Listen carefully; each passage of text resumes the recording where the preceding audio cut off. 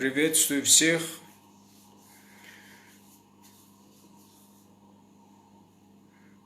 Сегодня у меня прямой эфир по теме нашей остинской традиционной духовно-религиозной культуры. Если многие из вас видели мою последнюю публикацию, где был представлен список вопросов, которые мне прислал Роман Шиженский в электронном виде. Сам Роман Шиженский пишет докторскую и по славянскому язычеству. И, как я понял, он у нас уже был в Осетии, в Реком, и хочет поподробнее узнать, что такое у нас Ирондин, кто исповедует и так далее и тому подобное. То есть поближе узнать, ознакомиться с нашей традиционной духовно-религиозной культурой.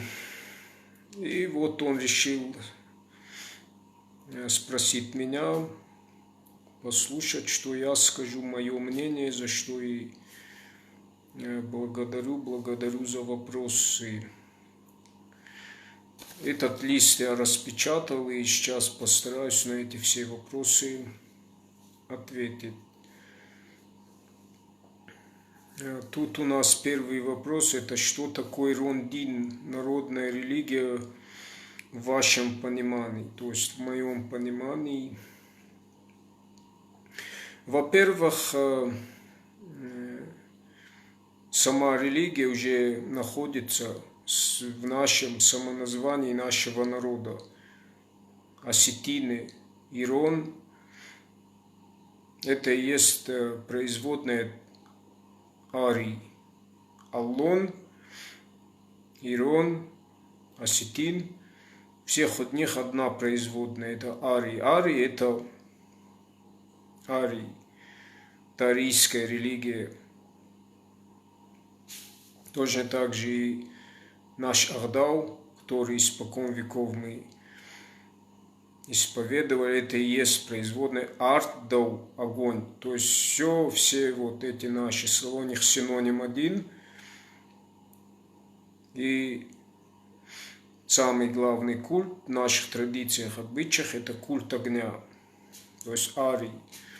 Арий это до священной Весты, Веды, Ригведы, и это и сама священная Веста, зараз не просто то, что было до Ахура Мазды, пророка, до зороастризма. Ахур Мазда просто реформировал в зороастризм то, что было и до него. И вообще, кто такие эти арии? Вот арии это самая древнейшая цивилизация и раса после бывших рас и цивилизаций лемуры, атланты, лемурийцы, гипербореи. У нас на нашем языке гипербореи это нарты гупурсарта. Так вот, когда они друг друга уничтожили, но не все.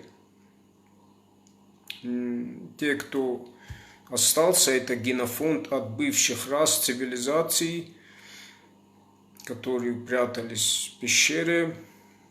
О них еще говорил в своих трудах Эрнст Молдашев, который был в экспедиции в городе богов, в Шамбале, Кайлас. Вот. И вот уже после тех рас и пошла арийская раса. И вот тогда начали возникать первые материалистические религии, которые проповедовали арии, ассы, для того, чтобы не потерять с единым Творцом, потому что до этих бывших рас, цивилизаций, лемуров, атлантов, лемурийцев, когда они были ближе к Творцу, когда они видели первоисточник единого Творца,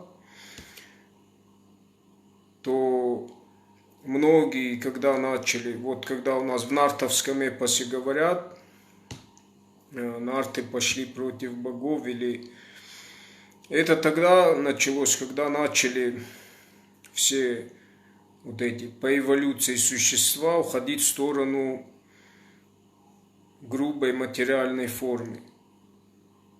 Как дух приобретал грубую материальную форму, материю. Это цитата из Библии, когда Адам вкусил запретный плод, за что его сослал на грешную землю Бог. На самом деле, вот этот запретный плод, это и есть плод древа мудрости познания, когда дух начал приобретать грубую материальную форму, материю.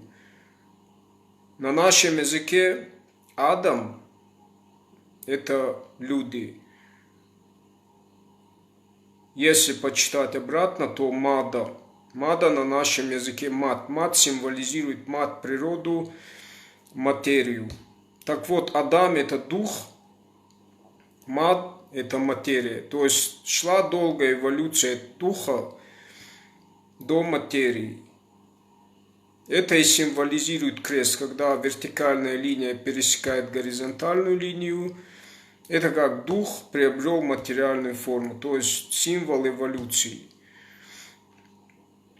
Но как все отошли от этого, начали эволюционировать в сторону грубой материальной формы, материи, но не все. Были те, кто это понимал, что теряется эта связь, уходит в сторону эволюции, они пожертвовали собой. Это и есть падшие ангелы. Это и есть те самые 7 богов, семибожия, которые почитали всегда наши предки. Скифы, сарматы, аланы. И семибожие встречается во всех древних религиозных учений, писаний, восточной философии.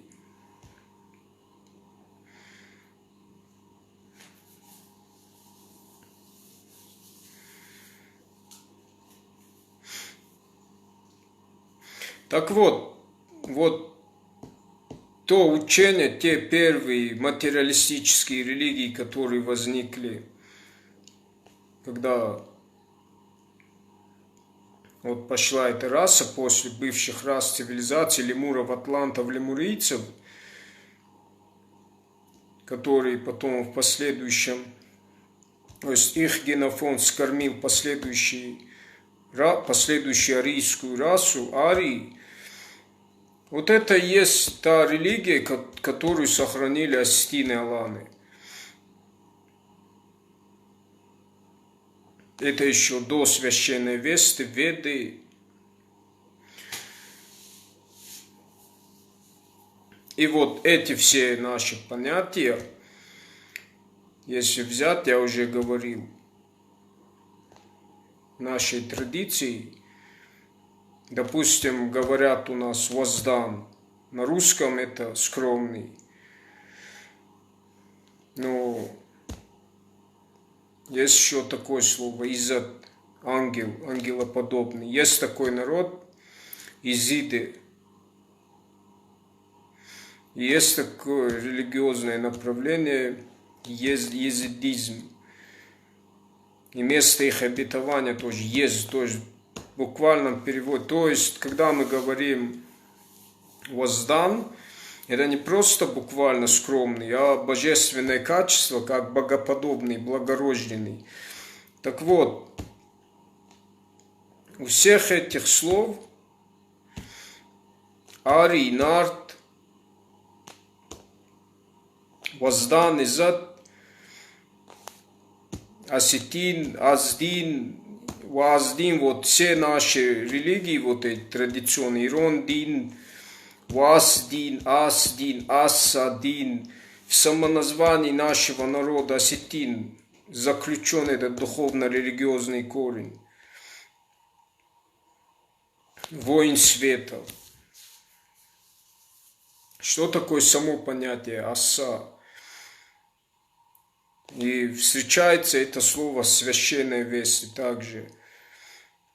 Это также один и тот же синоним у них. Богоподобный, благорожденный, тот, кто, то есть праведник, тот, кто несет законы мироздания Всевышнего в мир хаоса и привносит в этот мир наш порядок. Если вы посмотрите всю нашу культуру, включая танцы, песни, то вот это все прослеживается. Вот как в наших танцах мы поднимаем, медленно поднимают руки при вдохе, выдохе. Точно так же и йоги в своих асанах, и называются они тоже асаны.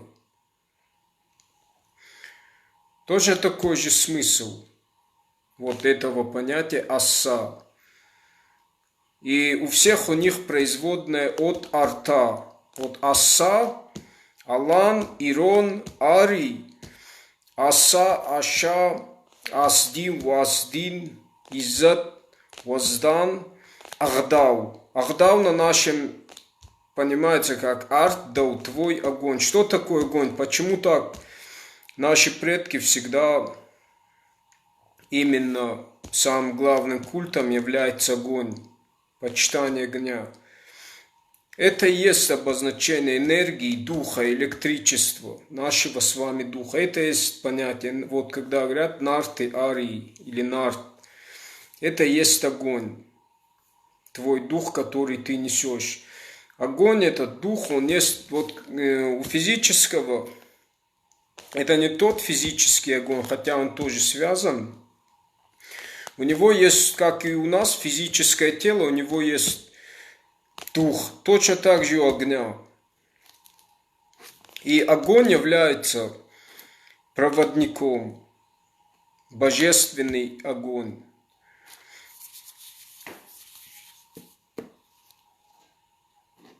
И является первоэлементом. Вот наш солярный символ в восточных философиях, вот если вы встретите на груди у Будды четырехлучевой солярный символ, и этот символ встречается во всех культурах.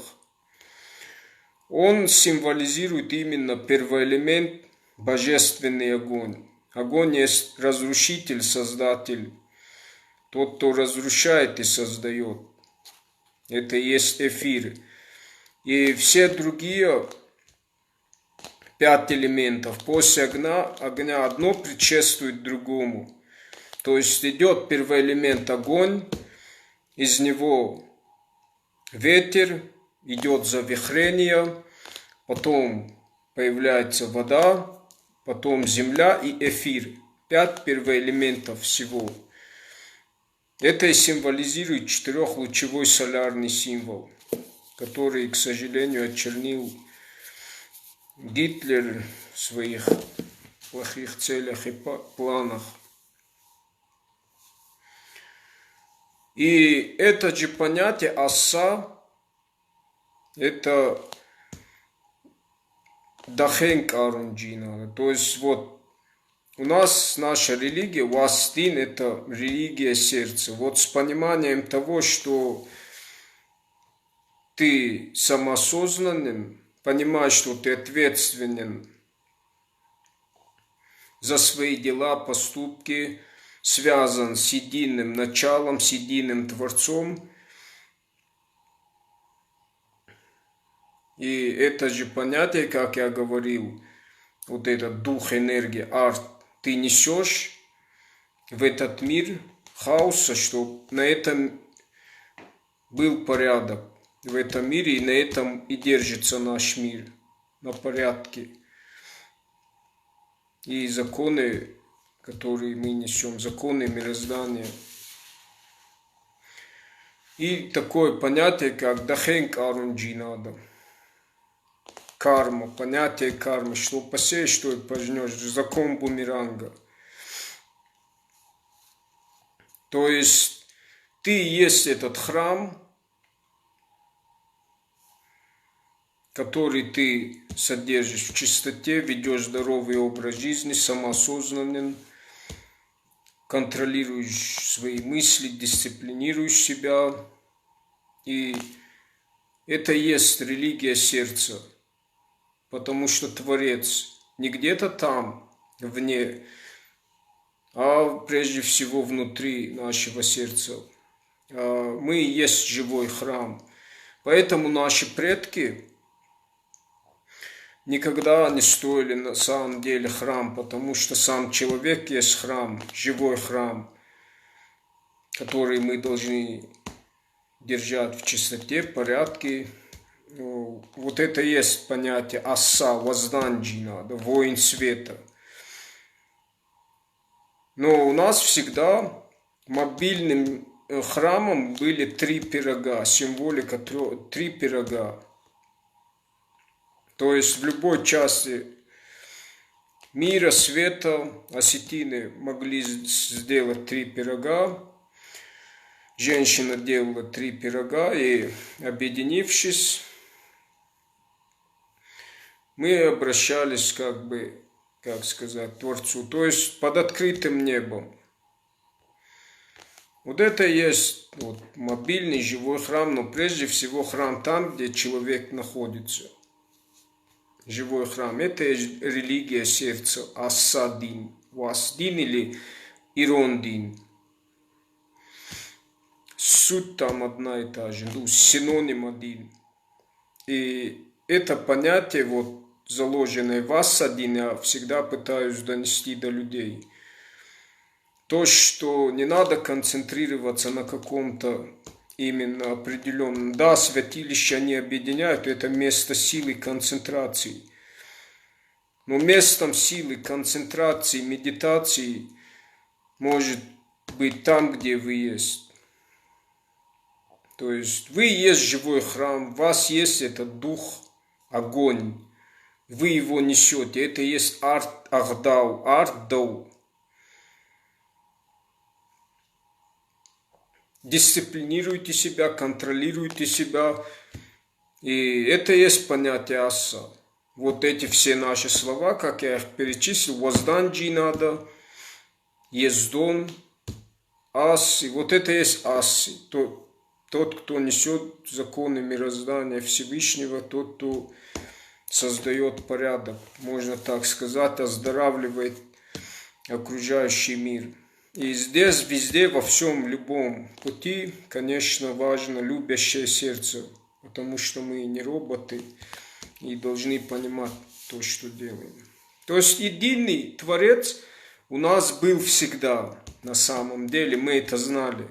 Но по причине того, что были и такие промежутки времени в нашей истории, что мы это все теряли, искажались, потому что были войны, притеснения. И войны это просто сохраняли, но забывали суть, возможно-то. Но даже в нардском эпосе, в Тауре, в устном предании говорится, что Всевышний нартов создал в противовес язычникам гумирам. То есть много из наших традиционных понятий подменялись на пришлые к нам религии, получилось наслоение других, на нашу традиционную религию понятий, наслоение других конфессий, религий, которые от нашей же древней религии возникли, от наших понятий. То есть мы приняли уже в искаженной форме, потому что когда было единое государство Алания, вот эта вся культура на Кавказе, которая была распространена на все народы Кавказа, была когда-то одной единой целой.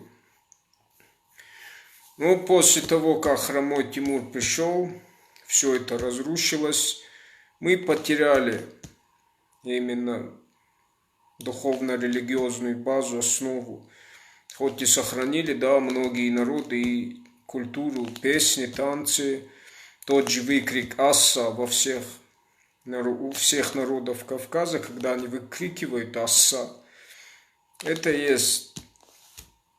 И вот то, что Кавказ делало всегда достойным, вот это достоинство культуры, это и след этой некогда одной единой духовно-религиозной культуры. Именно вот это и есть асадин, вот это достоинство, честь, мужество, вот, все лучшее вот представление вот о достоинстве кавказца, это и есть вот это понятие духовно-религиозное аса, вот это ответственность, вот эта самоосознанность, это и есть от Всевышнего, единого Всевышнего. Ну, потом, как вы знаете, пришли другие религии, ислам, христианство, и большинство по политическим причинам многие приняли. Но еще и дело в том, что очень один важный нюанс, что то христианство, которое было сегодня, далеко от того, что есть сейчас и совсем. Потому что люди пошли дальше по эволюционному пути в сторону технологий, искусственного интеллекта, биороботов. И то есть эволюция, начиная от тонкой духовной материи мира до грубой материальной формы, идет еще дальше, в сторону еще роботов и так далее, технологический путь развития, искусственный интеллект. И я этим хочу сказать, что то христианство, которое было тогда и сегодня, это совсем другое. Оно и любая другая религия, любая, может быть также являться язычеством, когда мы не понимаем, что за объектом своего поклонения есть замысел Творца, разные его проявления, божественные зрелища, и мы вместе с ним связаны, как одно единое целое. Но это есть язычество, идолопоклонничество, когда мы Бога, частичку Бога отделяем от себя и поклоняемся. Это и есть идолопоклонничество. Но в самом своем настоящем значении, понимании, вот то язычество, которое на самом деле это однобожие. Просто это и зависит от каждой индивидуальной, от личности, насколько он может это воспринять, понять, что такое единый Творец. Но это только через познание.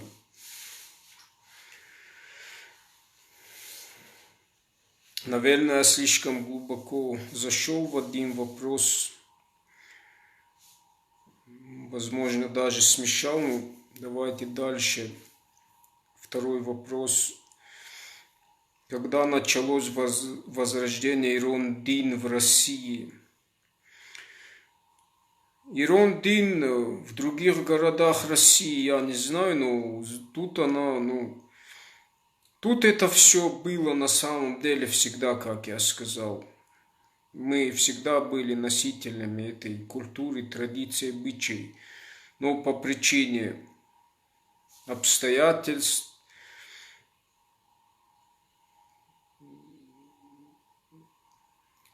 больше всего политики, вся вот наша традиционная культура была и цензура, вы это прекрасно знаете, во времена Первой мировой войны там была цензура.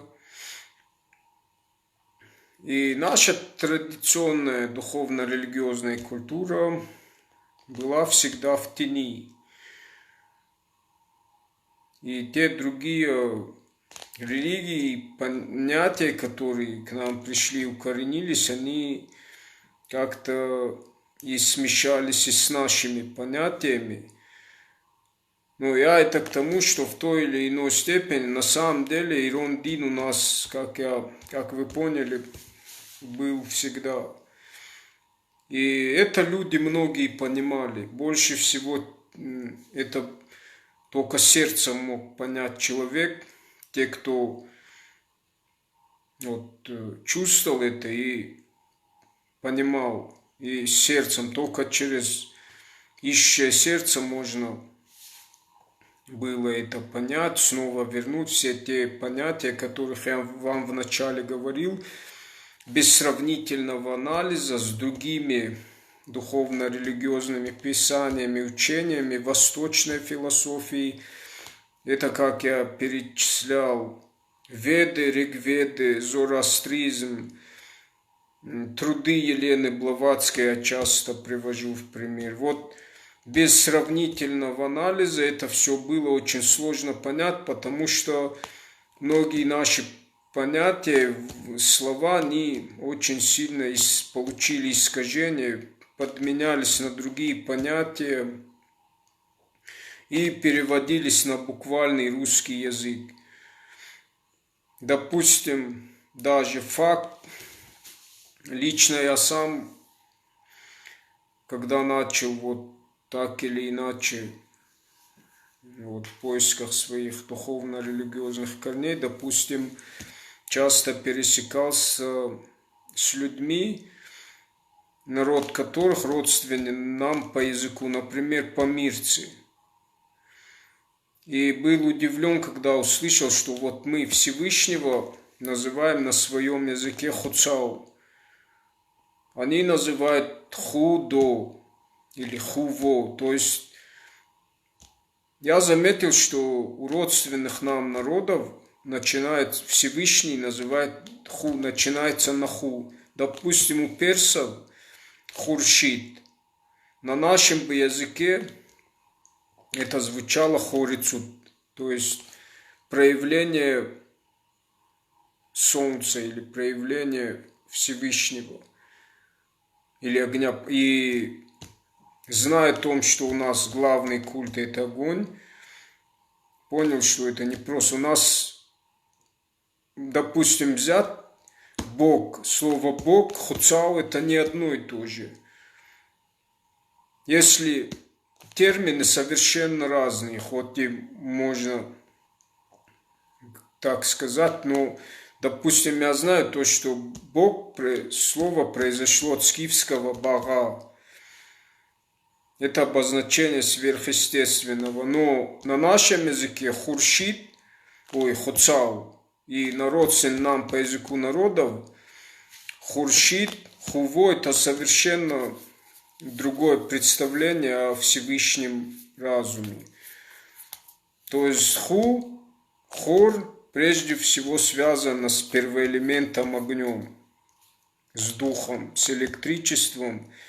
Естественно, это и есть божественный огонь, первый элемент. И так как у нас всегда было почитание семибожия, эти 7 богов, на самом деле, в этой эволюционной структуре, это и есть наши предки, бывшие расы цивилизаций, и каждый от них, вот из 7 богов, в нас заложена вот частичка, как и говорят, частичка Бога в каждом из нас, это есть дух. А вот 7 богов – это 7 духовных принципов в человеке. Это наши предки. Бывшие расы цивилизации, когда в эволюции еще они не имели таких физических грубых тел, а у них были тонкие тела.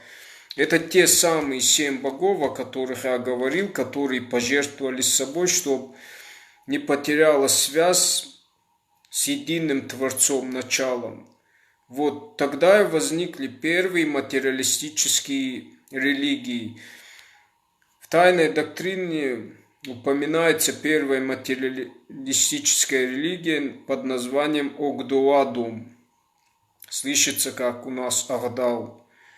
Ардау, и тоже все с огнем связано. Вообще вся наша культура пропитана именно культом огня, то есть духом. Это не как нас преподносят по своему невежеству многие религиозные люди, как огнепоклонников.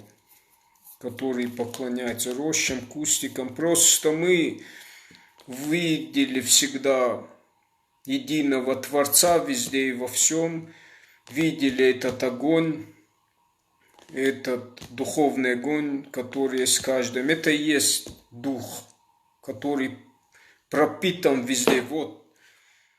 Это и есть эфир. И, естественно, никогда мы не поклонялись ни кустикам, никаким. Где они это берут, это непонятно. Просто мы, наши предки всегда понимали, что все пропитано божественным духом, огнем, духовным огнем, электричеством. И этот дух есть в каждом из нас, частичка Бога. Это есть зерно духа. И тут ничего удивительного нету. Даже приведу вам пример. Когда человек живет просто в обыденном, вот, что называется, бытовуха, просто живет, как сказать, и сконцентрирован на своих делах, там, проблемах. Но когда у него такое чувство возникает, чувство любви, то у него концентрация переходит на одного человека, и через этот объект своей любви появляется чувство любви. Он видит одно во всем и все в одном. И начинает понимать это единство. Вот в этот момент, тогда вот это зерно духа, оно возрастает до больших размеров и объединяется с Всевышним, с единым началом. Вот тогда нам открывается истина, поэтому так важно любящее сердце. Вот это и есть нирвана, которую пытаются достичь монахи, ламы путем долгих практик. Вы себе представляете, а это мы можем получить вот.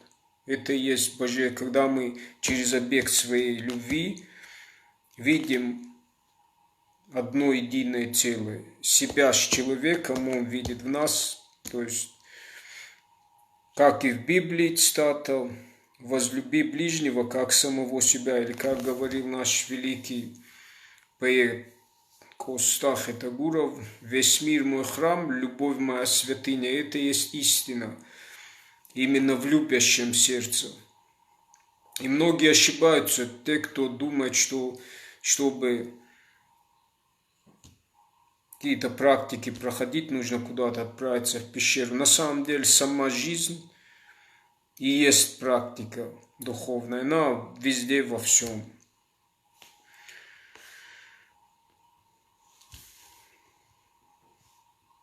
Так, я немного ушел в свою...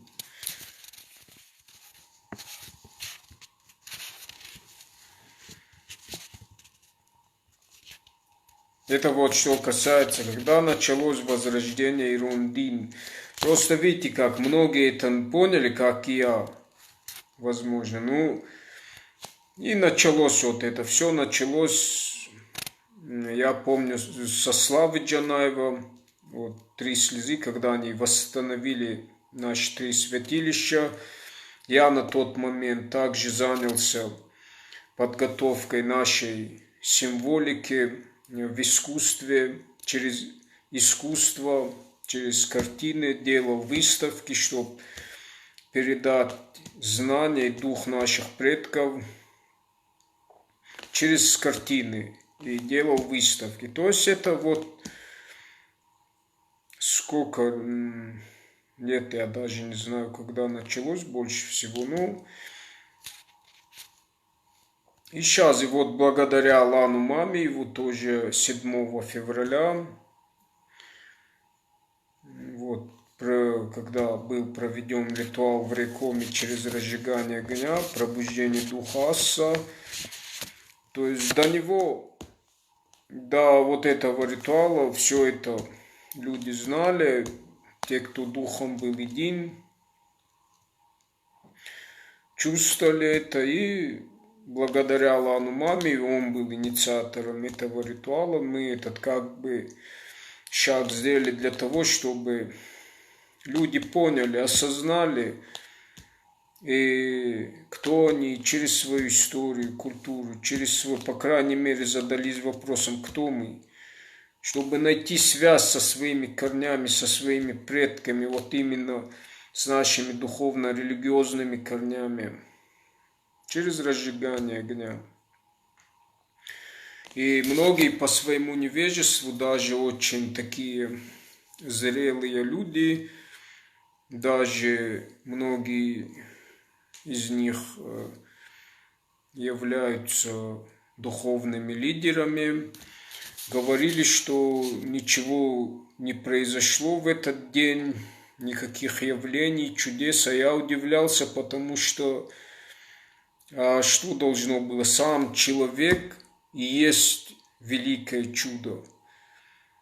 Сама жизнь есть вот разные проявления Творца.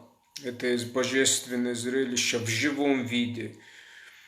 Этот ритуал нужен был лишь для того, чтобы людей больше объединить, чтобы они поняли, осознали, что происходит по всему миру. Они это понимают, осознали, чтобы к ним пришла эта самоосознанность, национальная самоосознанность. И начали теснее общаться, знать друг друга, что уже это и, к моему удивлению, это не только даже провели этот ритуал в городах России, а и на Кавказе. В этом я тоже был удивлен, потому что, как я знаю, у нас в основном народы Кавказа исповедуют ислам, и все, что касается вот нашей традиционной, исконно древнерийской религии, языческие, многим это чуждо, у них это вообще. Если у нас это, у них это вообще так. Но не только, а по всему миру этот ритуал провели. В Германии, Швейцарии, Алан Мамиев об этом говорил, можете зайти. И вообще, те, кто еще не знает Алана Мамиева, добавляйтесь к нему, там можете прокрутить и рассмотреть его публикации.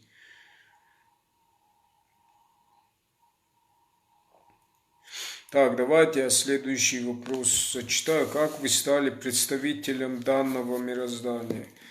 Ну, это тем же вопросом, думаю, вы поняли. Просто хочу добавить лишь, что в начале своего пути у нас, как вот особенно в Чекале, считается, что у нас исповедуют ислам. Я всегда видел, как и делают хоцау, говорят, 3 пирога. И смотрел, что вроде говорят, там ислам, но намаз никто не делал там. Как-то все было в смешанном виде и непонятно. Но старших, когда я спрашивал, они говорили ислам. И я поспешил с этим вопросом, возможно, чайный шаг, и начал ходить в мечеть. Уже начал учить арабский язык, намаз. Но были у меня братья, и, наверное, прежде всего, благодаря Всевышнему, я с ним постоянно находился, мы спорили часто, порой целыми ночами мы до утра не спали, вот в этих темах. И правильно говорят, в споре рождается истина. То есть в таком дерзновении, в пытливом уме, вот таком сумбурном у нас вот. И в один момент я понял, что зачем мне учить арабский язык, чтобы обращаться к Всевышнему, так как когда так у нас есть свой астинский, аланский язык. Всевышнего у нас называют хоцау. У нас нет в культуре, как в арабской, в исламской. У нас другая. И просто я решил остановиться чисто на своем. Даже какое бы оно ни было, может, мы многое утеряли. Того, что вот то, что я вам вначале говорил, вот это истинное его понятие и значение асадин, тогда это еще не понимал, но просто понимал, что у нас есть свое. Нартекачита, мифология своя, мировоззрение. Мы по-своему обращаемся к Всевышнему, стоя без посредника. Вот как у нас в традициях. Я выбрал свое, наше традиционное в чистом виде. Вот это я хотел добавить. То есть, и мне неприятно, конечно, бывает, когда это, конечно, дело личное каждого, принимать другую религию, но очень мне неприятно бывает, когда многие принимают другие религии. Ладно, ты принял, это твое, так ты понимаешь, вот по такому мировоззрению, так ты представляешь Бога через арабский язык, но когда начинают по своему невежеству, не познав прежде всего в своих корнях правду, начинают говорить и представлять нашу традиционную религию как огнепоклонников, как тех, кто поклоняется рощам, кустикам. Вы представляете, они какое преступление совершают? Они говорят «да» на невежество тех, для кого мы являемся врагами. Понимаете, в чем проблема? У многих этого нету.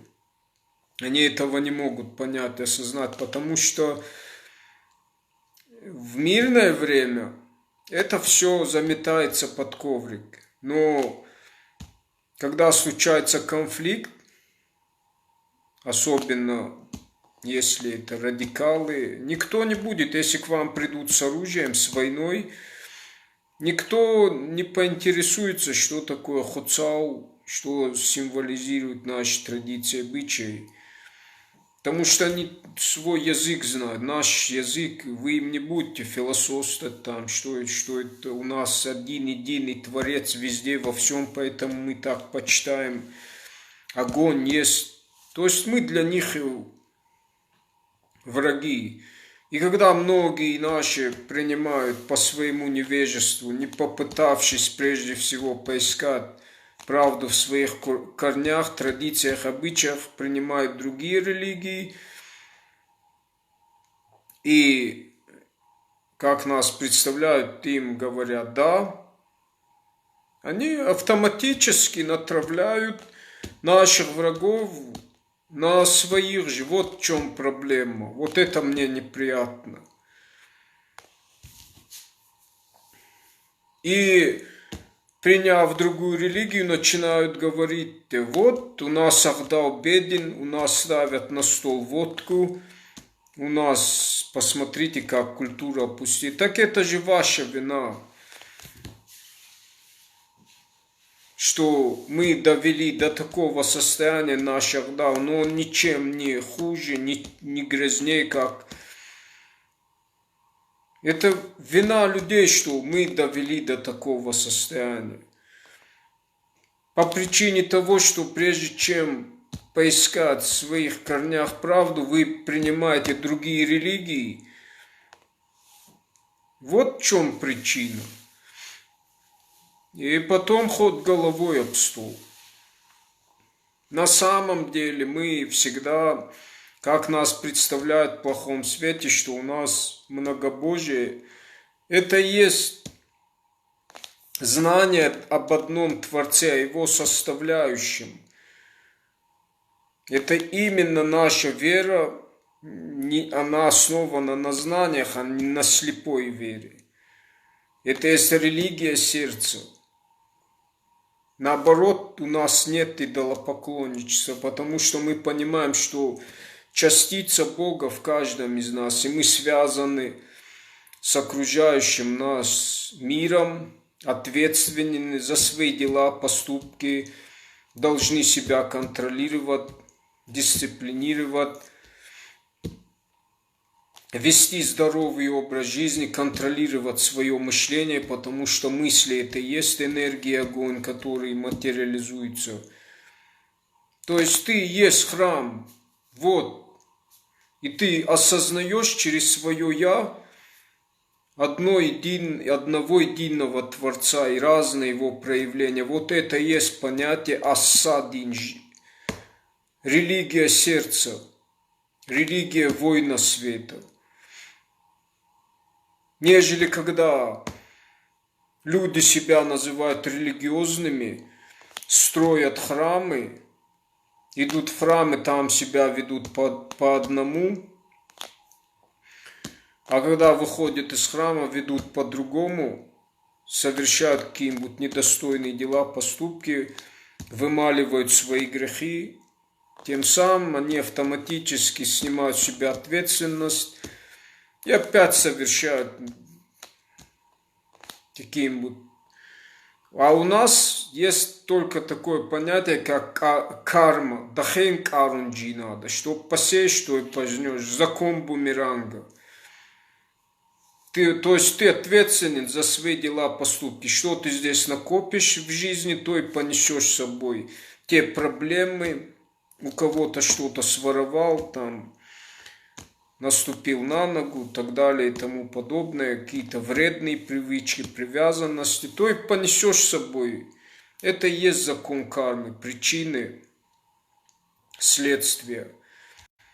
И это и есть божественный огонь, энергия, вот это ответ, вот самосознание себя с окружающим целым, понятие асса, религия сердца.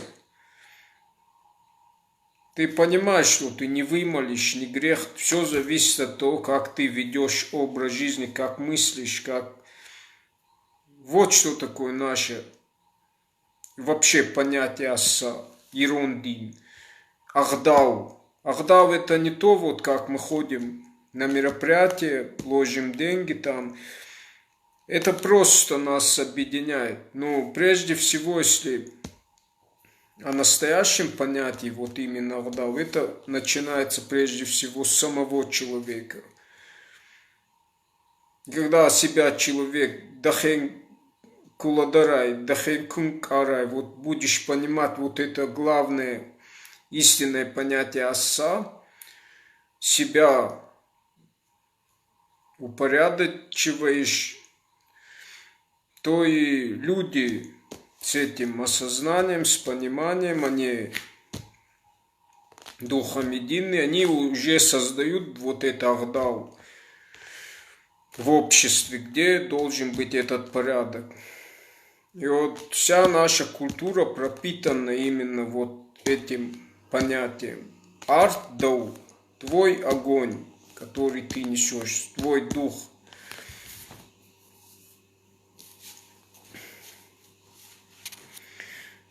Так, следующий вопрос. По-моему, на самый первый вопрос я на все вопросы ответил. Четвертый у меня вопрос был, как вы стали представителем данного мировоззрения. Но это тоже к этим же вопросам относится, что и когда началось возрождение Ирундин. То есть это у нас всегда было. Вопрос только в том, как человек ищет через свое «я» свои корни. Пятый у нас вопрос, какой религиозной организации, общине вы состоите, ее название, численность, социальный возраст, ну и состав. Ну, об этом и речь идет, какой, вот, Ирундин, Астин, Вастин, у нас это по-разному, но суть одна, как вы поняли. Как и во всех религиях, и численность, я точно не знаю, те, кто духом един, кто это понимают, они с нами как-то едины. И вот этот ритуал 7 февраля, который был проведен, Я сам не могу точно сказать. 6-й вопрос. Связана ли ваша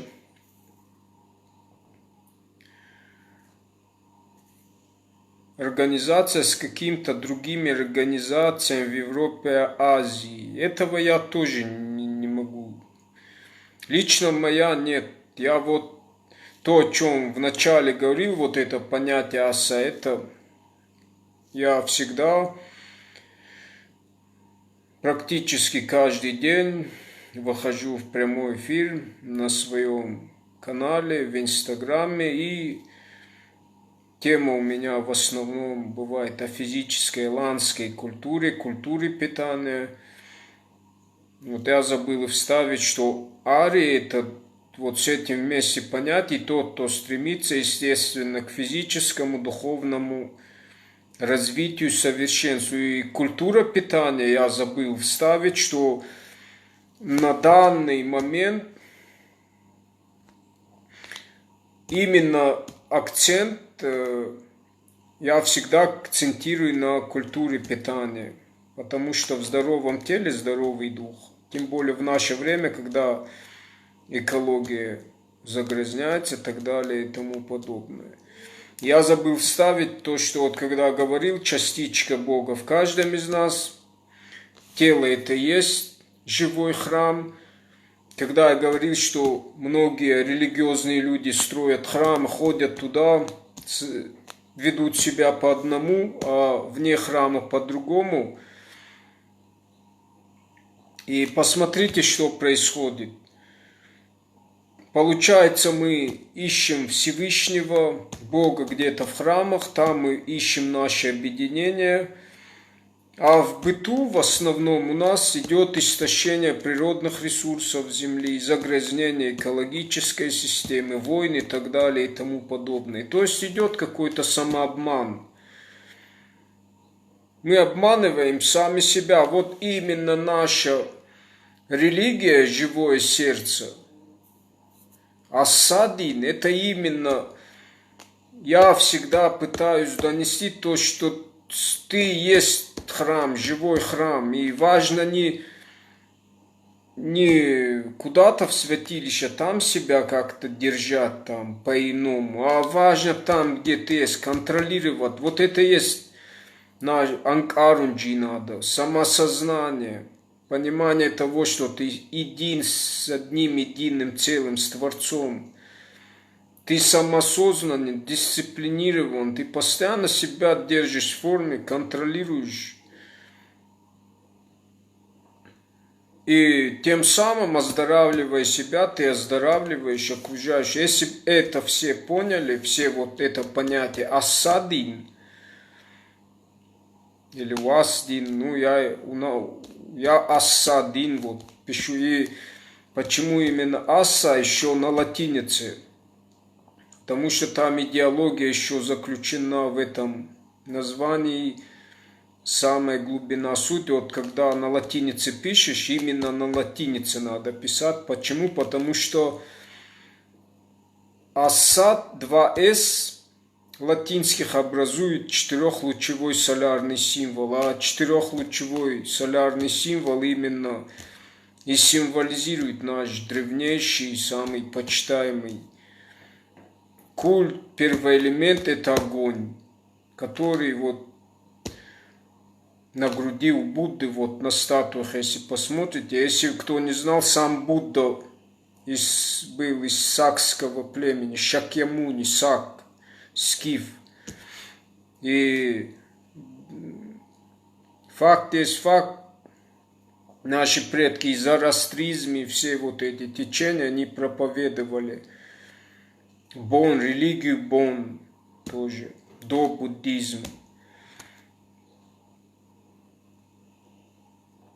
То есть, этим я хочу сказать, что акцент был сделан именно на культуре больше всего питания. Это очень важно. И там, где человек есть, это и есть его сердце. То есть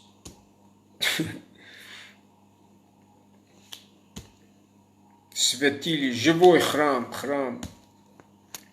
Весь мир мой храм, любовь моя святыня.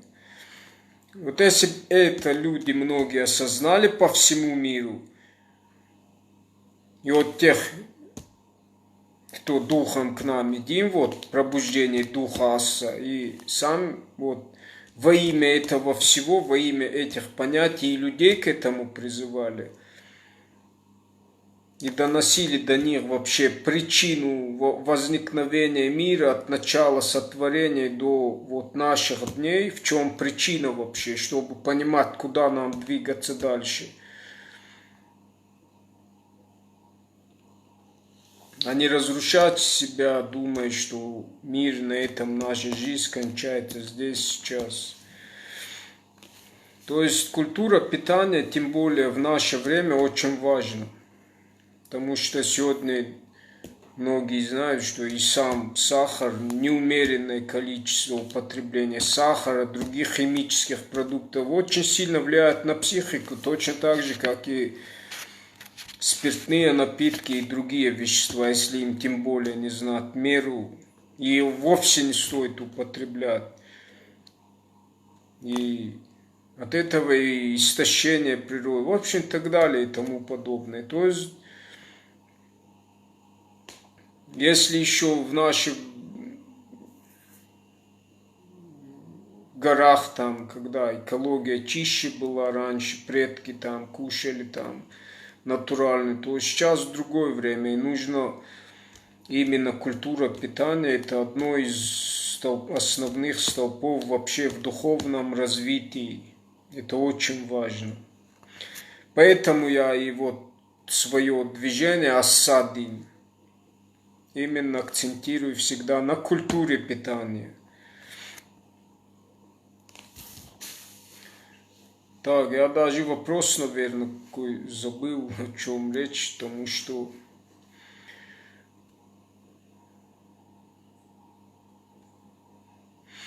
так, 7. Какие события повлияли на становление современного состояния Ирондин? Все события, которые происходят внутри политики, все люди понимают. И люди понимают, что без прошлого нет будущего. Хочешь завоевать мир, сруби ему под корень. А это и есть духовно-религиозные корни нашего народа и вообще всех народов России. Вот как раз таки и Запад или постарались, чтобы вот именно наши духовно-религиозные корни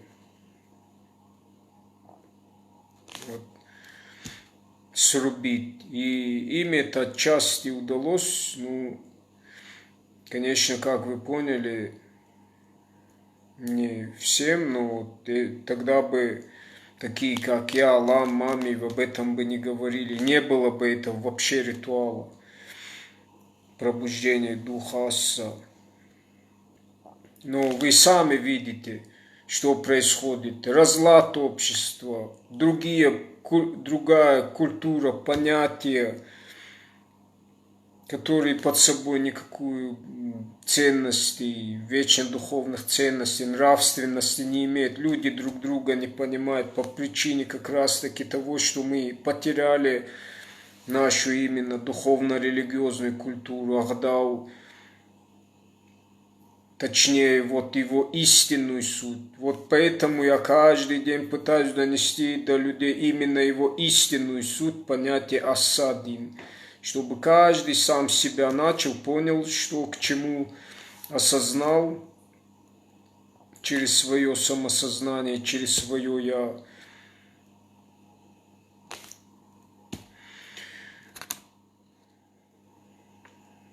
Так, далее. Существует ли в вашей организации иерархическая лестница? Если существует, то каковы основы функций выбранных членов?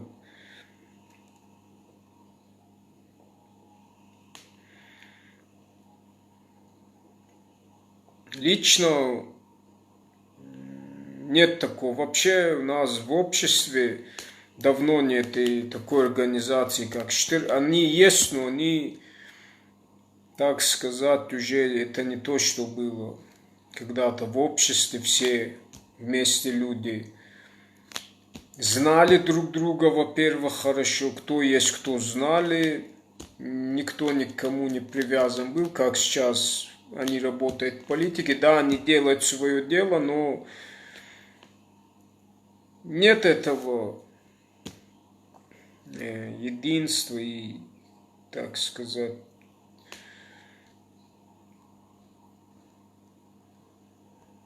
просто, как я сказал, многие, как и я, и те, кто понимает, что у нас есть свои корни, традиции, обычаи, и заложено это на генном уровне, вот ищут. И они сами находят тех, кто им может ответить на их вопросы. И это, наоборот, тоже хорошо, именно потому, что только ищущий сердцем может познать. И это не всем дано понять, воспринять.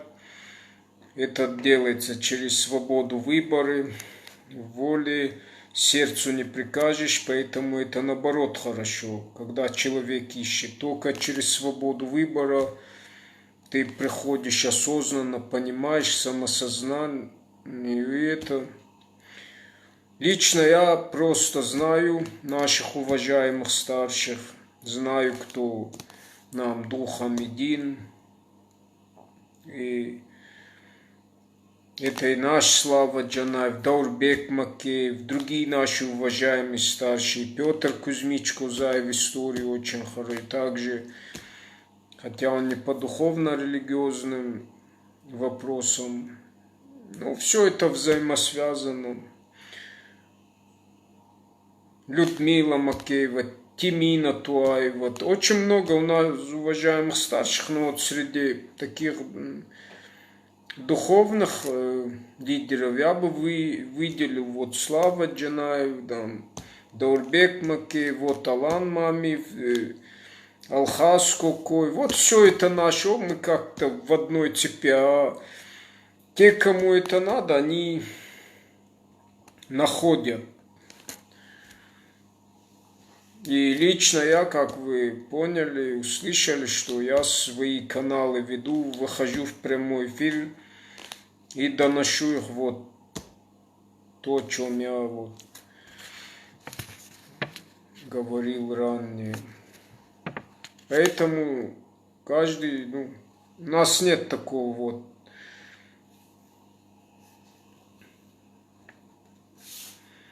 Так, расскажите о религиозном учении вашей общины, представление об этапах становления мироздания, происхождения Вселенной, богов, людей, т.д. основы, духи, демоны, силы, их функции, священные места, рощи, озера. Но это в одном прямом эфире, естественно, не расскажешь, но все это в нашем нартовском эпосе, если почитать, пропитан нашим духом, нашей историей, корнями духовно-религиозной культурой, традицией, обычаи, быт. Нартовский эпос, и у нас их не один, а целых 3. Дарья Дзан качество, царция от дисакта, и нарты качество. Если вы хотите пропитаться вот именно нашими корнями, нашим духом, нашим мировоззрением,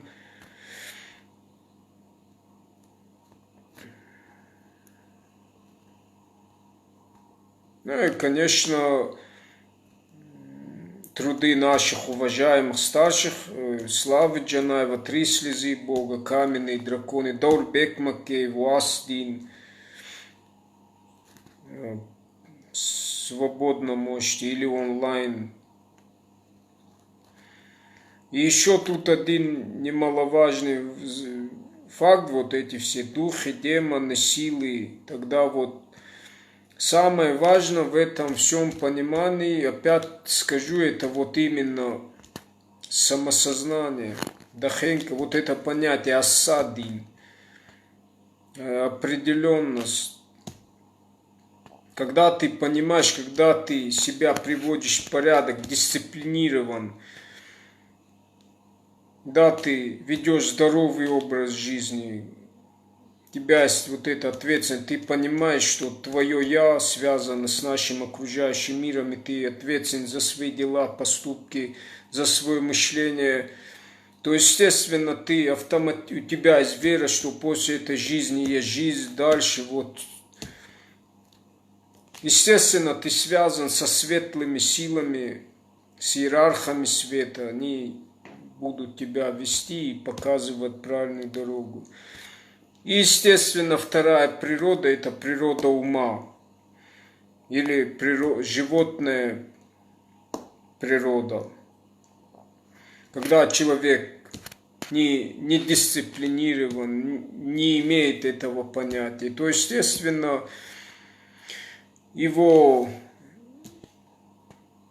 слабостями, его, в общем, то есть полная противоположность питаются животные, низшие сущности, животный мир. И, естественно, он духовно деградирует, а может и вовсе духовная смерть. Естественно, если человек и неправильно ведет здоровый образ жизни, не самосознанный, не ищет через свое «я» свои корни, не определен, это есть уничтожение духа. И,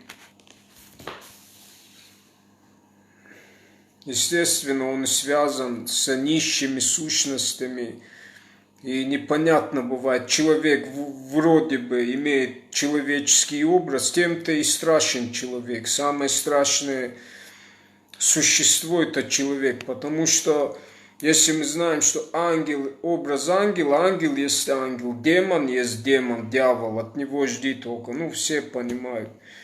А вот человеке непонятно, с виду будет одним, а с каким побуждением, что он выкинет, что он сотворит, с каких побуждений, особенно если у него нет духовно-религиозной базы, основы, культуры, то жди от него чего угодно, хоть нож в спину. Поэтому так важно вот именно наши духовно-религиозные корни, через свое самосознание, через свое «я», чтобы мы, от чего исходил человек. Когда у него этой базы нету, естественно, его головой правят другие головы. И у меня есть цитата такая: «Дахесар был дахесар кунала, от не был ешкесар спаций». Это и на руку Западу, это вся мода, идеология, понятия, которые к нам проникли, подмена этих наших вечно духовных ценностей, понятий. И вот когда у человека этого нет, он как ходячий зомби. Такого стоит вот завести на какой угодно политической почве, все, готовый смертник или Это так важно, вот это наше понятие асадин. Дахенка надо, самосознанность, понимание. Вот это есть религия сердца наша, асадин. И нужно еще понимать такое, что все одно на самом деле единое целое. Вот когда мы говорим единый дух астинский, это есть вот это аса или вастерджи, вестник, благовестник, путник воинов. На самом деле это не мы лишь вот как ему придаем образ на крылатом коне,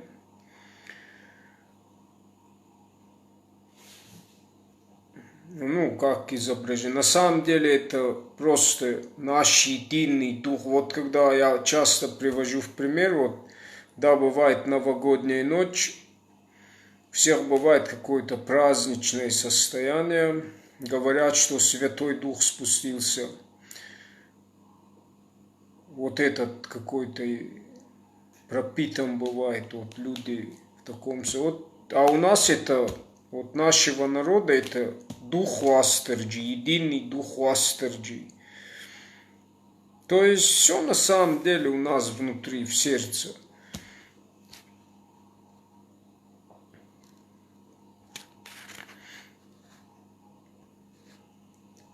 Это мое объяснение. Но если вы именно наших мировоззрений, вот те источники, которые я вам перечислил, нартовский эпос прежде всего, нартыкачта, ну их три я сказал, Даредзанкачта, Царция Дисекта, по этим всем Даурбек Макеев, он компетентен, его источник почитайте, Асдин, Слава Джанаев, «Три слезы Бога».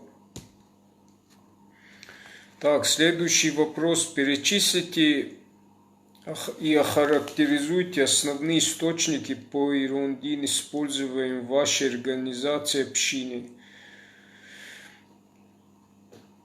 Я не знаю,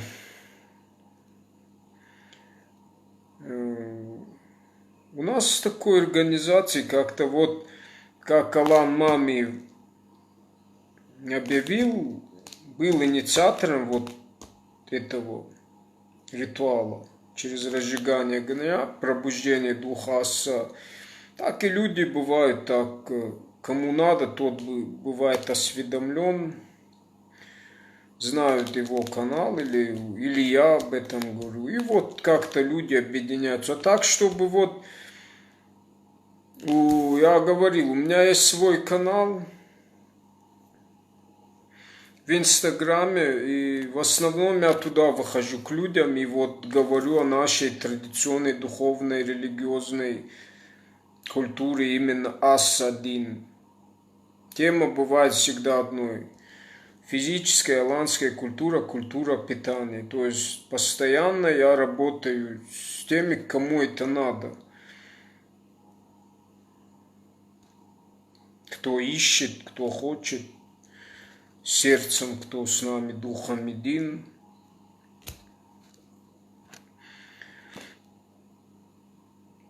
А так организации у нас, да, есть Юдина, там.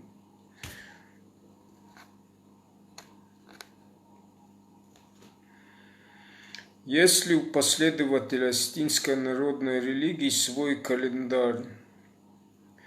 Видел какой-то календарь, но он у нас еще как-то не так, что все от него исходили. Я знаю еще календарь на колхозский лад, старый календарь. Но это, тому точно, я лично не знаю пока. Существует ли своя символика, атрибутика? Раскройте значение основных символов астинской народной религии. Вот именно символика Аса, один вот трехлучевой солярный символ, он у меня на груди. Есть еще другая вариация, там мне ближе, просто это более старый какой-то вариант. Там мне больше нравится трехлучевой солярный символ. Конечно, и в самом названии, как я говорил, Ас-1, именно почему на латинице пишется, это моя идеология, где два «с» образуют, латинских два «с» образуют четырехлучевой солярный символ, древнейший символ планеты. И солярный символ полностью вот скифское искусство, культура, орнаментальное искусство полностью основано на солярном символе. И почему золотом? Потому что золото именно вот культ огня, самый главный культ огня. И поэтому золото как вот символизирует этот огонь вездесущий, порождающий, поедающий, который находится в каждом элементе в разных степенях сгущения. Это духовный огонь, это и есть дух.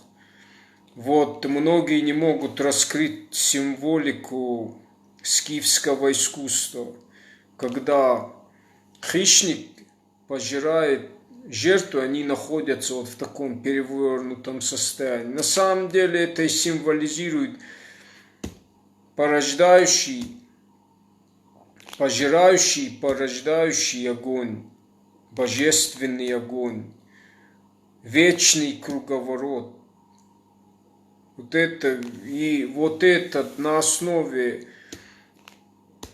солярного символа и вся скифская культура. И вот это многие не могут понять. Вообще об огне я бы посоветовал, о духовном огне. Очень информативно написано в «Тайной доктрине Блаватской» антропогенезис. И вообще я бы советовал вот эти два тома, хоть они и сложно читаются. Но те, кому это дано будет понять, особенно кому интересна вот эта эволюция тонкой духовной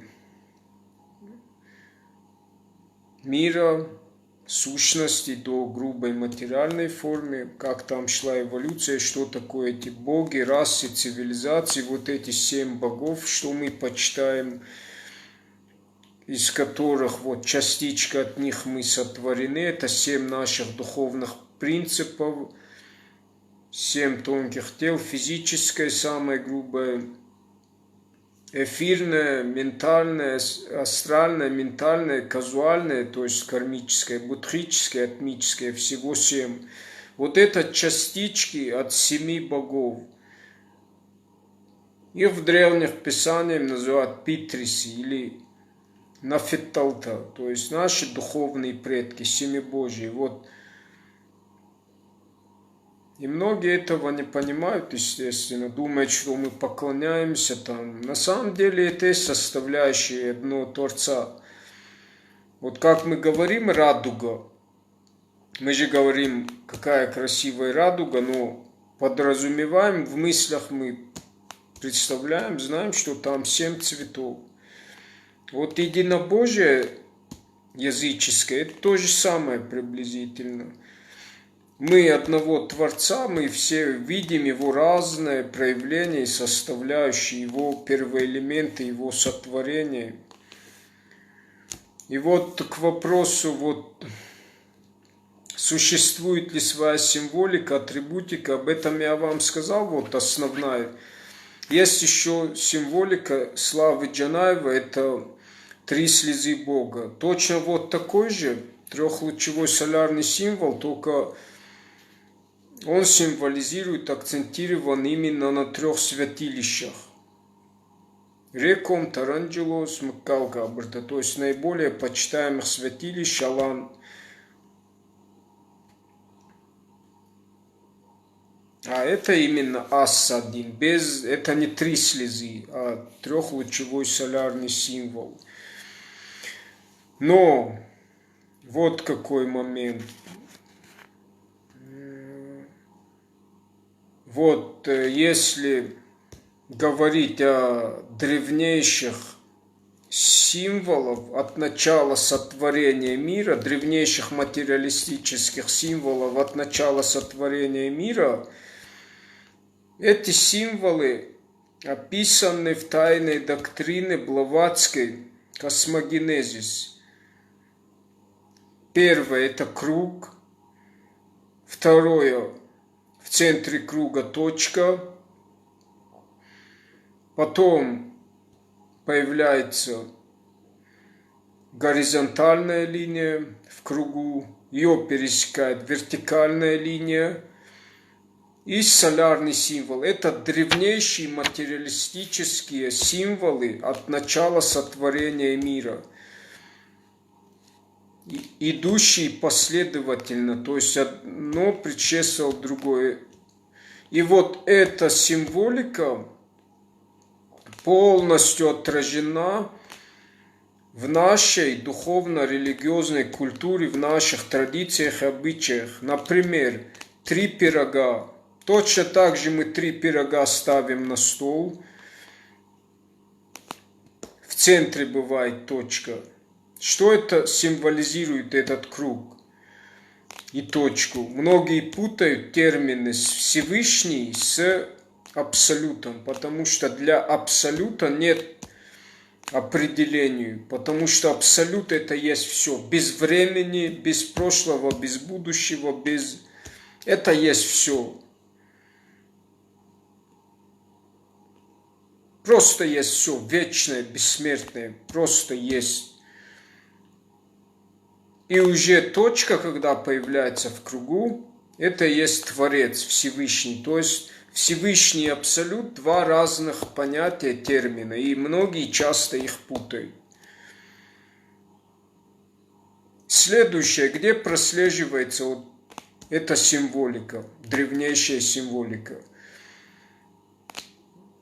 В наших хоровых, в нашей молитве, когда мы ставим 3 пирога на стол, и старший, олицетворяя Творца Всевышнего, когда произносит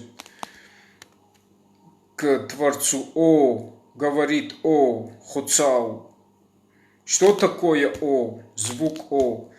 Во всех древнерелигиозных учениях, писаниях звук «О» – это первичный звук, вибрация, от которой возникло все мироздание.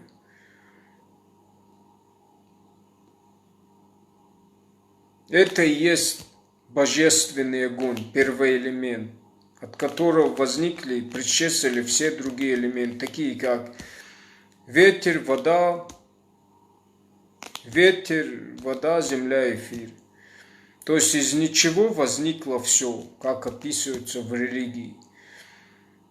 И вот эта вся символика древнейшая прослеживается вот в этом культе 3 пирога. Начиная с того, как мы ставим 3 пирога, после молитвы тоже все хором произносят «Оммен» или «Аммен». «Ом» или «Аум» в буддизме это мантра. И потом мы после молитвы разрезаем крест-накрест 3 пирога и на все 8 частей. То есть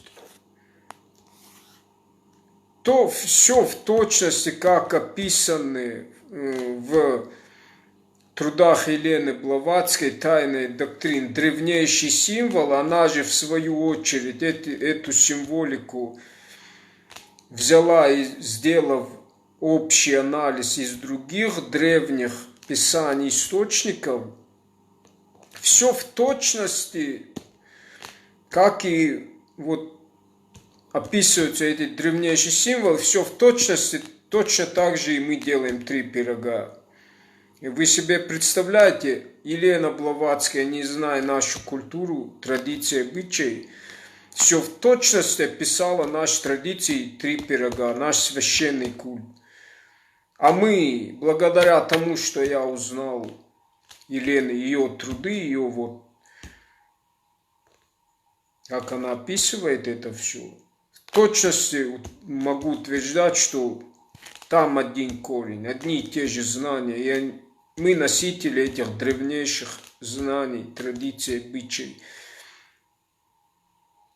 которые несли ассы. То есть сложим 3 пирога, когда это символ абсолют, потом в центре точка это уже Творец, все произносят. То есть мы, когда мы ставим 3 пирога, от начала, вот когда начинается молитва, заканчиваем, мы находимся, образно говоря, как сотворяется наш мир. Свидетели, мы там в образе, в качестве, как творцы. И на самом деле есть мы творцы, потому что вам открывается та истина, что на самом деле, как я сказал, нет прошлого, нет будущего. Мы сами запускаем время. Только когда мы сами даем всему определение. Потому что на самом деле нет ничего. Есть только абсолют, вечный, бессмертный. И когда мы этот ритуал проводим, мы, образно говоря, все сами заново сотворяем этот мир. В символике 3 пирога в физическом вот мире. Вы себе представляете, мы заново его вот в живом виде сотворяем. И вот когда разрезаем на крест, как я сказал, появляется вот дух, как эволюционировал в грубую материальную форму, как Адам вкусил запретный плод, и его Всевышний сослал на грешную землю. Вот это и символизирует крест. А потом разрезаем на все 7-8 частей. В тайной доктрине Блаватской вот эти 7 семя Божие, это и есть наши предки, 7 богов. И вот 3 пирога, вот этот символ, трехлучевой солярный символ, вот это все и символизирует. Это древнейший символ сотворения, мироздания. То есть мы носители этого символа.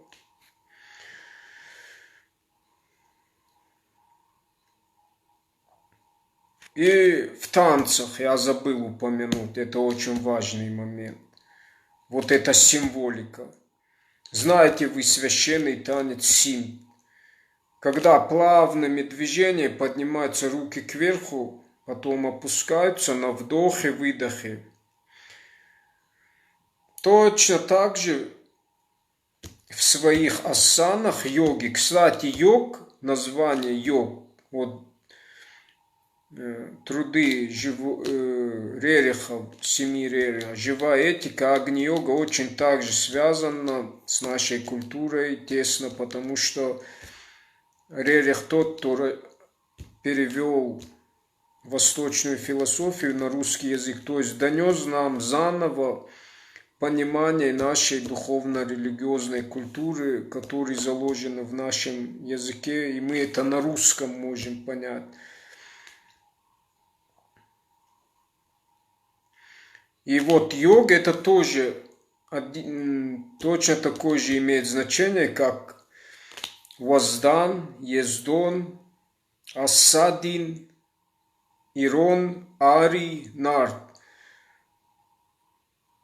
Йога это тоже тот, кто в этот мир хаоса, обозначение йога это от слова огонь тоже происходит.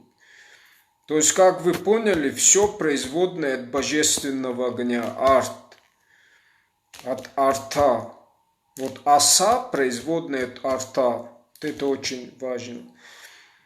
И вот йоги это тот, кто этот огонь божественный в этот мир хаоса, он приносит порядок.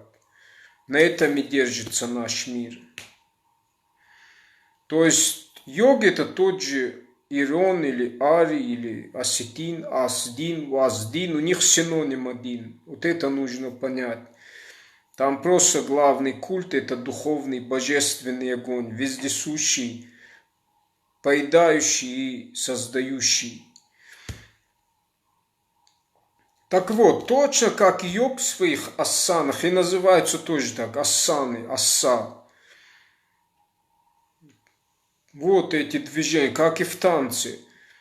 Или это символ, вот когда разводят танцы медленно в стороны, это символ крест. Вот, кстати, меч тоже символизирует именно крест, солярный символ.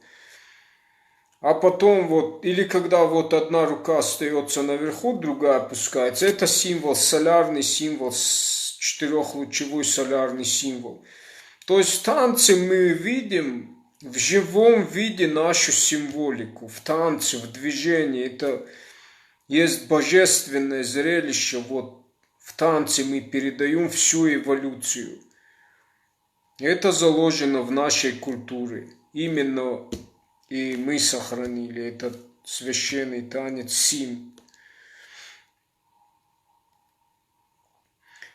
И вот к вопросу, часто мне говорят, вы что-то новое. Нет, все, как вы поняли, все новое, давно забытое, старое. Просто мы осетин, воспринимали как национальность, а на самом деле, как вы поняли, это духовно-религиозно, это и есть асадин. И вот мне часто говорят, у нас нет такого понятия, как религия, дин, то есть живое сердце. Это все понятно, но надо же как-то обозначить, что это. Ну, и поэтому мы говорим религия, дин. Что такое дин? Дин это не от арабского там, дин. Если вы посмотрите, допустим, ту же священную весту, зороастризм, вот арабское дин происходит оттуда, от слова день, дин, тоже религия. И все наши тоже понятия, допустим, слова фарн говорим, тоже в священной весте, это и есть небесная благодать, там это писано. Само слово Ирон, также производное от Арии Иран, древнее название Ирана это Ария, Арии. И как я ранее говорил, все те, кто относится к нам языку, родственным нам по языку, они все некогда, у них была вот эта одна единая религия. Просто тогда, ну, не Ирондин, а Арии. То есть в самоназвании народа Ирон, Арии. Это уже обозначение вот Арии. Что ты в чистом виде. И тут еще один такой нюанс. Когда мы говорим на русском языке, допустим, я принял христианство, там, ислам, неважно, любую другую конфессию религии. То есть, если мы скажем на своем языке, аз, райстон, керестон дин, пусулмун дин, то это уже другое. Аз это не, это и я, и обозначение я, и еще и аз. Аз дин, аз. То есть ты уже автоматически сам себе говоришь, кто ты есть. Ты аз дин, осетин, Арий, Ирон. То есть ты уже принадлежность к такой-то религии говоришь. А если ты говоришь Азрайстон Пусулмундин, значит ты, получается, смешиваешь. И это тоже не очень немаловажный факт.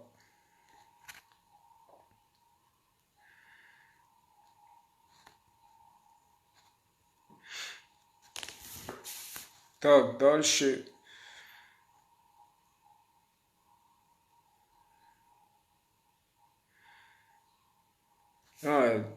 Что-то я запутался немного. Вот к чему я это хотел сказать.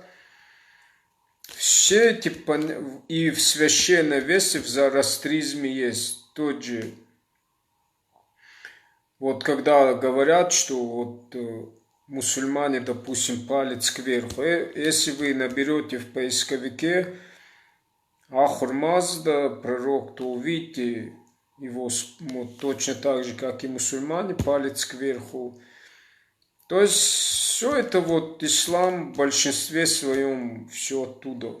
Но мы сами астин носители именно еще до зороастрийских. Вот. Так, последний вопрос, на ваш взгляд, какая перспектива у Ирондин? Ну, это как вы поняли, все от людей зависит, от свободы выбора. Ну, вот поэтому-то и инициатором вот этого ритуала через разжигание огня, который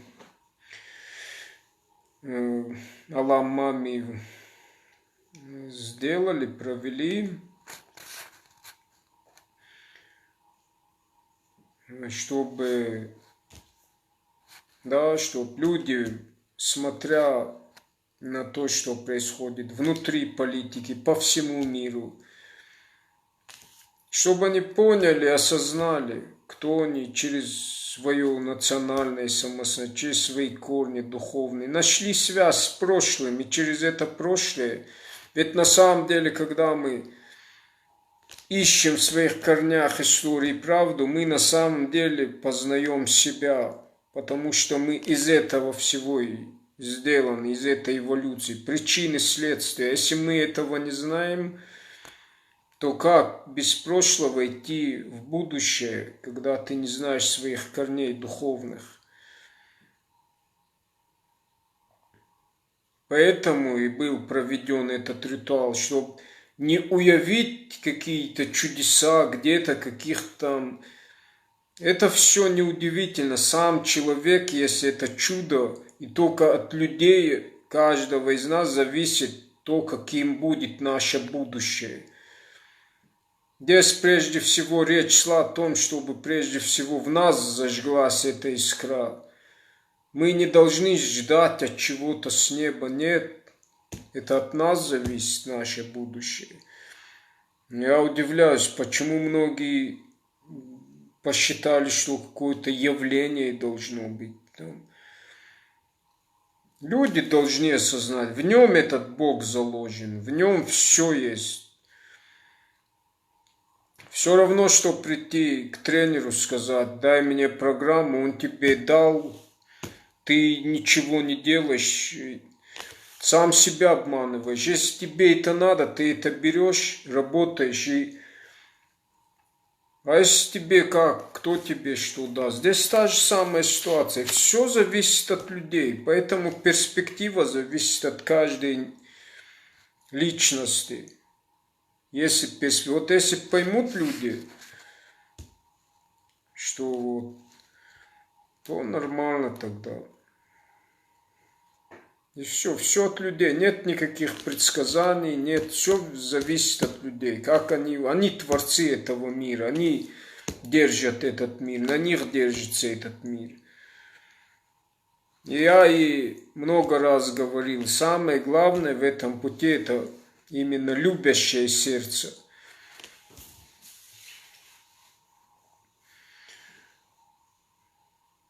Оно ведет вперед.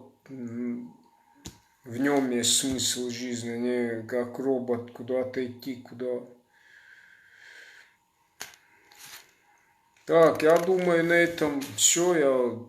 Насколько мог, я ответил, да. Но если так, каждый по отдельности вопрос, там нет конца и края. Думаю, насколько смог, настолько вам смог ответить. Благодарю вас за вопрос. Сейчас еще вот ко мне зашли в прямой эфир. Если у кого-то есть вопросы по этой теме и вообще, то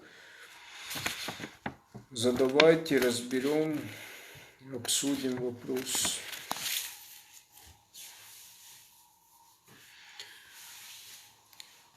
Вот Феликс Зангиев, откуда берутся знания? В этом вопросе прежде всего важно ищущее сердце, когда есть за что зацепиться, и человек, что ищет, к нему все рядом. Если человек то, что ищет, к нему всегда это придет. А источников хоть отбавляй. Бесо Дьякон Иронавый. У нас прямой эфир интернациональный. И те вопросы, на которые я отвечаю именно человек, который только русский. Поэтому так нет никаких проблем. Като малме ще фарстатые, утратете, или я тогда завершаю прямой эфир.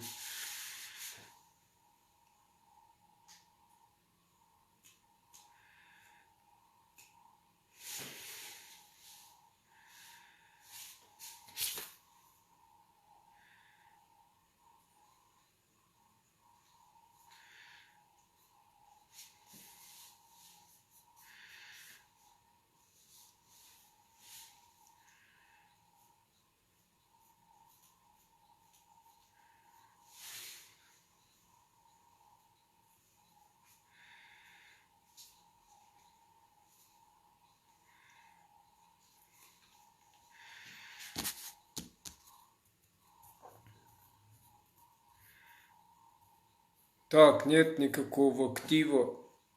В общем, Благодарю всех за внимание, те, кто был, по крайней мере, те, кто смотрел. Всегда есть какие-то вопросы, пишите. В основном я в прямые эфиры выхожу на своей странице в Инстаграм по вечерам в промежутке от 6 и выше. Тема всегда бывает одной: о физической аланской культуре, культуре питания. Если пишите, поделюсь своими знаниями всегда. Правильных вам дорог, Катарита Расфандакта Утахцауна разум.